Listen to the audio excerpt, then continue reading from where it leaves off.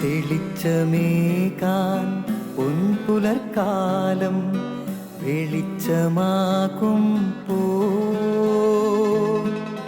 നുറുങ്ങുവെട്ടം പക്ഷിപരാഗം തെളിച്ചു കാട്ടും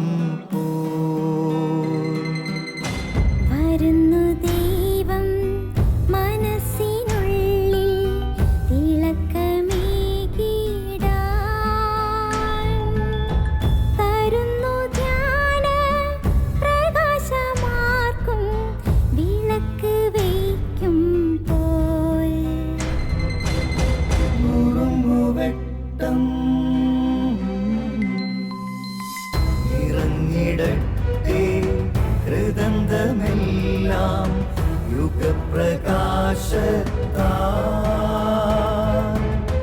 മറഞ്ഞിടട്ടെ മനാന്ധകാരം യുഗപ്രസാദത്താൽ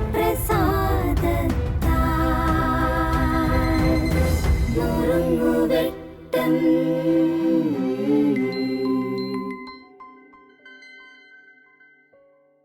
പ്രിയമുള്ളവരെ, ഇന്ന് നമുക്ക് പ്രകൃതിയിലേക്ക് ഒന്ന് നോക്കാം.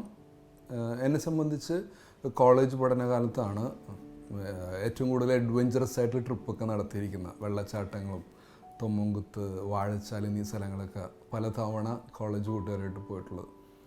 അപ്പോൾ അവിടെ ഒരു പ്രത്യേകത ഞാൻ കണ്ടിട്ടുള്ളത്, അവിടുത്തെ കല്ലുകൾക്ക് മിനുസമുണ്ട്, ഒരു പ്രത്യേക ഭംഗിയുണ്ട്. വലിയ പാറകൾ പോലും ഇങ്ങനെ മിനുസപ്പെടുത്തി ഭംഗിയുള്ളതാക്കി വെച്ചിരിക്കുന്നത് നമുക്ക് കാണാൻ സാധിക്കും. ഞാൻ കടൽ തീരത്ത് അടുത്ത് ജീവിക്കുന്ന ആളാണ്. അവിടെ കടലിലും കല്ലിൻ്റെ ഭിത്തികളെല്ലാം ഉണ്ട്. അതിനൊന്നും അത്ര സൗന്ദര്യമൊന്നുമില്ല. അതും അങ്ങനെ മിനുസമായിട്ടില്ല. എത്രയോ തിരമാലകളൊന്നും അടിച്ചത് മിനുസമായിട്ടില്ല. നമുക്ക് എന്താണ് ഇതിൽ നിന്ന് മനസ്സിലാക്കാൻ സാധിക്കുന്നത്? ഒരു ലോങ് പ്രൊസീജിയറുണ്ട്. ഒരു വെട്ടിയൊരുക്കലിൻ്റെ ഒരു ലോങ് പ്രൊസീജിയറുണ്ട്. ഇന്നും വൈകിട്ടില്ല. ഞാൻ നിന്നു കൊടുക്കാൻ തയ്യാറായാൽ ദൈവം എന്നെ ഒരുക്കും. യോഹന്നാൻ്റെ സുവിശേഷം 15-ാം അധ്യായം, മുന്തിരി ചെടിയും ശാഖകളും അല്ലേ? തീർച്ചയായിട്ടും ഫലം നൽകാത്തതിനെ വെട്ടിക്കളയണം. പക്ഷേ ഫലം കൂടുതൽ നൽകുന്നതിനായിട്ടുള്ള ഒരു വെട്ടിയൊരുക്കലുണ്ട്. അത് ഏറ്റവും ഭംഗിയുള്ളതാണ്.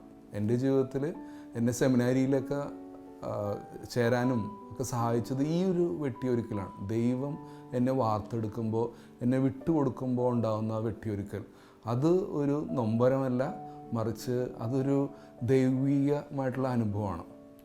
വിശുദ്ധനായ ജോൺ പോൾ രണ്ടാമൻ മാർപ്പാപ്പ പറയുന്നുണ്ട്, സഫറൻസ് ഇല്ലാതെ, ക്ലേശങ്ങളില്ലാതെ നമുക്ക് രക്ഷ പ്രാപിക്കാൻ സാധ്യമല്ലെന്നുള്ളത്. അപ്പോൾ നമുക്ക് ക്ലേശങ്ങളിൽ ദൈവത്തെ കാണാനും ഈ ക്ലേശങ്ങളിൽ എനിക്ക് രക്ഷ പകരുമെന്നും ഞാൻ കൂടുതൽ ഫ്രൂട്ട്ഫുള്ളായിട്ടുള്ള ഫലം നൽകുന്ന ആളായി മാറാനും ദൈവം നിങ്ങളെ അനുഗ്രഹിക്കട്ടെ.